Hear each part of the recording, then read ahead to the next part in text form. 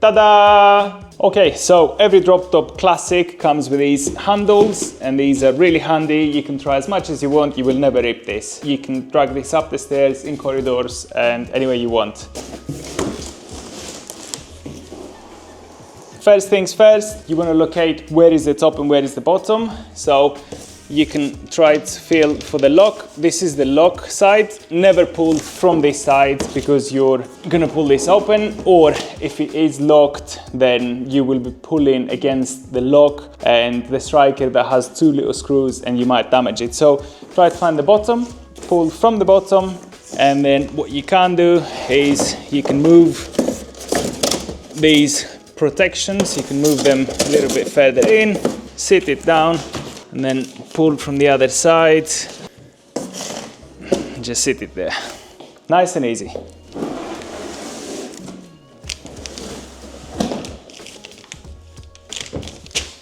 This paper protection protects the picture, so I would advise take this off at the end. When you open your DropTop, you will find the fixing pack in the cubby hole, and this has everything you need for the installation. So screws, the cable that powers the DropTop, and the keys.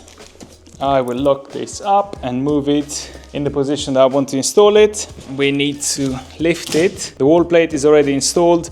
You need to take off these two screws so you can release the wall plate.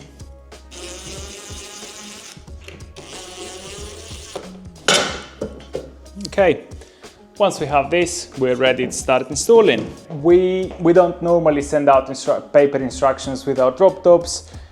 You can find the instructions on the email that's confirming that your DropTop has shipped, or if you can't find it for whatever reason, just go on the website, go on the DropTop that you bought, and find the instructions tab, click on it, and then you'll find the instructions. You can browse them on your mobile or on your laptop, whatever device you prefer. So for this step, we want to identify where we want to fit our DropTop, and then we can go by the key being the center and then just install it at the desired height. I'm going to be installing this DropTop at standing height, and I'm going to have it next to this DropTop Max Lite so that we can compare them. The way that we are going to find the height that we want to install this at is we are going to measure from here. So when the desk closes, it's in line with this. So the top of the desk is in line with this. So we're going to measure from here to here, which is where the plate will go. So the plate goes here when it's installed. So we want to find this line. So we're going to go from here, and this is 54 centimeters. I'm going to be installing this at about 120. So my measurement would be 174 centimeters. But if you're installing it at sitting height, it's usually about 70 to 75 centimeters from the floor up. So in that case, if we said 70, it would be 124 centimeters for a normal sitting height DropTop. However, double check with what feels comfortable for you. So, because we have different bodies, some of us are taller, some of us are shorter. Find a desk or a dining table that feels comfortable to you, and then just see roughly what height you want to be installing your DropTop at.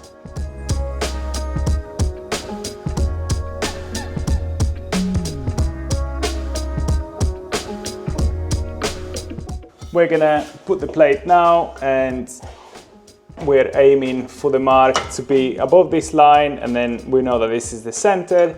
But before we start marking the holes, we're gonna make sure that the plate is sitting straight, because if this is sitting like this, your DropTop's also gonna be sitting like this.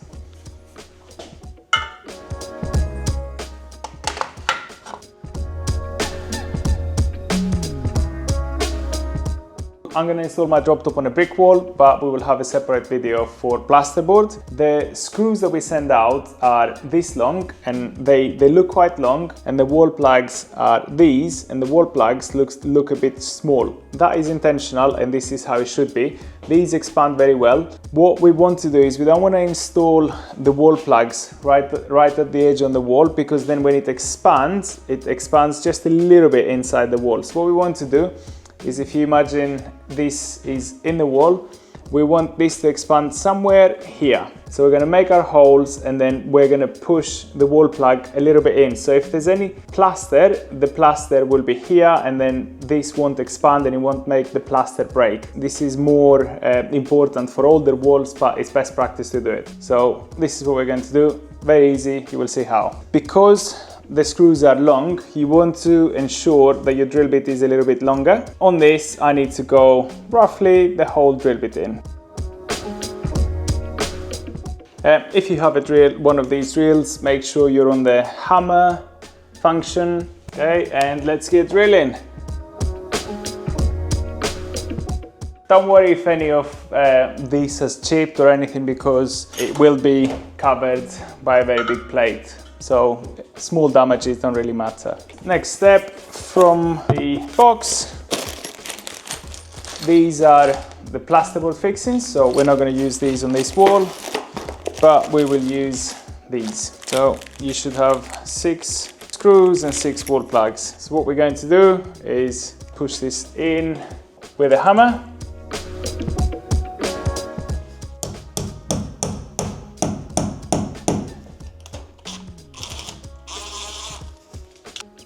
This is how we ensure that the wall plug, when it expands, it will expand past any plaster and into the brick or into any solid block work, concrete, whatever you have behind any plaster. For our next step, we're going to grab 2 screws and we're going to go on the outer holes, top outer holes, and we're just going to push the whole screw through just like this, and we're going to go on the holes, and we're going to push the screws in, then push the plate in, and then the plate will stay there, it shouldn't fall. Then we're going to grab the rest of the screws and put them all in.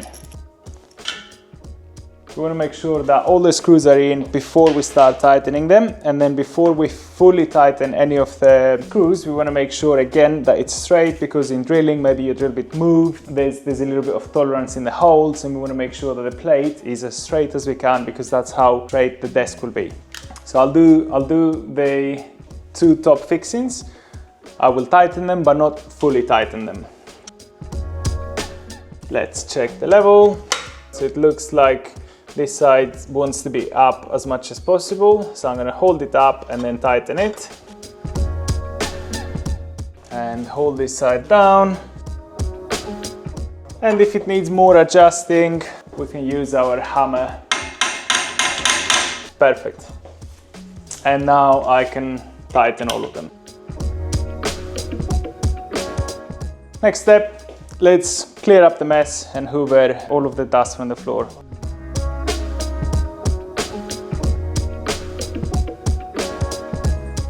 Next step, let's get the drop top and lift it into position. What we want to do is we want to look at where the key is and try to line the key with these central fixings. You can hold the drop top from here, that's fine, it will never break. Just don't pull against this.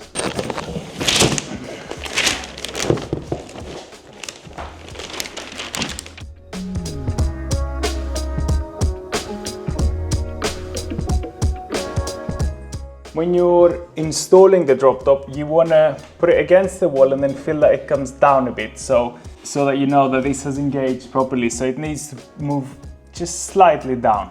This is how the drop top comes. If you have configured it to come with a monitor, then the monitor will be pre-installed, pre-wired, and you don't need to do anything. Every single drop top, single screen drop top, has got 2 sockets here. One will be used for the monitor, and you have a spare one. So these come as standard with every drop top. These here are optional, and you have a few options of what you can choose for these. So on this drop top we have 2 USB and USB-Cs, and these are very handy to charge your laptop, charge your phone, any other devices. The extendable monitor bracket works really well. You can pull it as far out as you want. You can have it to one side, laptop here, on a laptop stand, however you prefer to work. And behind the monitor, you have a lot of storage space that you can use. You can have your laptop. Last but not least, you're gonna need your power source from the same box. These come in black and white, and it's a very common lead. So if your socket is not as close and this cable is not long enough, you can just go on Amazon or any website online and find these in 1, 2, 3, 5, 6, 10 meters, however long you want. They're very price efficient and they're very easy to find.